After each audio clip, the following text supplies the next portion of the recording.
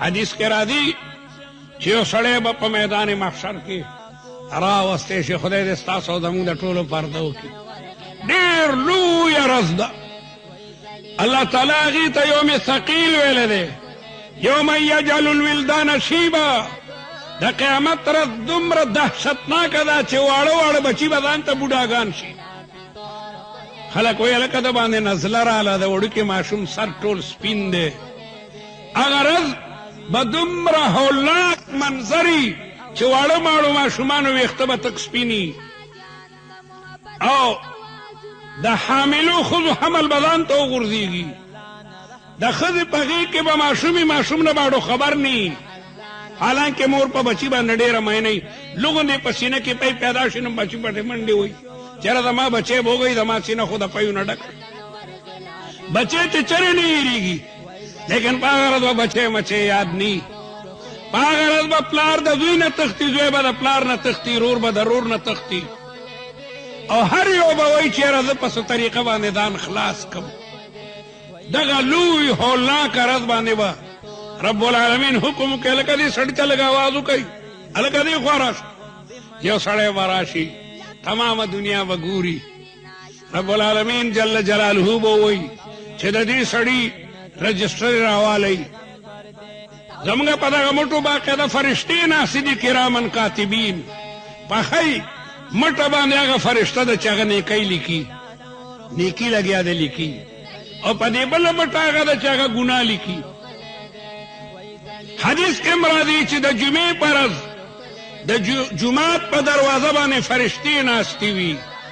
کم سړی چې مخکې راشي لیکي پلانکی مخکې راغی، پلانکی په دویمه درجه کې راغی، پلانکی په دریمه کې راغی، پلانکی په څلورمه کې.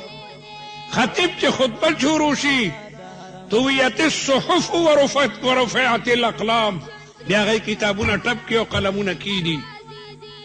یو صحابي چې راغی نو جومات کې چې درې تنه مخکې راغلي وو، دی څلورمه درجه کې نو بیا جړلې، انا رابع اربعه وما رابع اربعه، زیله بیله څلورم نمبر کې راغلی. نو فرشتې د بني آدم تمام ریکارډ باقاعده هغه لیکي. الله به حکم وکړي چې هلکه د دې سړي ریکارډ راړئ. فرشتې به رجسټرې راړي، یو کم 100 رجسټرې به راړلي، یو کم 100. او دا رجسټرې نه چې مونږ استعمالوو مثل مد البصر. او الله تعالی به حکم وکړي چې دا رجسټرې په تله کې واچوئ. هغه ټولې رجسټرې به د ګناهونو نه ډکې وي. ټول عمر دغه سړي جرمونه کړي دي، او دا سړی به انتهایی ګبراو وي چې خدای کېږي بس.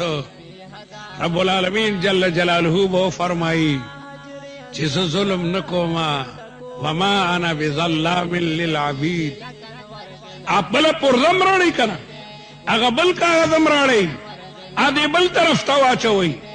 نو د کاغذ یو دومره غوندې پرزه او به راړی شي نو د تلې په هغې بل طرف کې به واچولی، او بل وړوکی غوندې کاغذ دی، د دې کاغذ به څه زوري، خو بس جهنم ته به ځم که نه. الله به حکم وکړي چې ویې تلئ، چې وبه تللی شي دا د پرچۍ کا طرف به دا به دروند دي.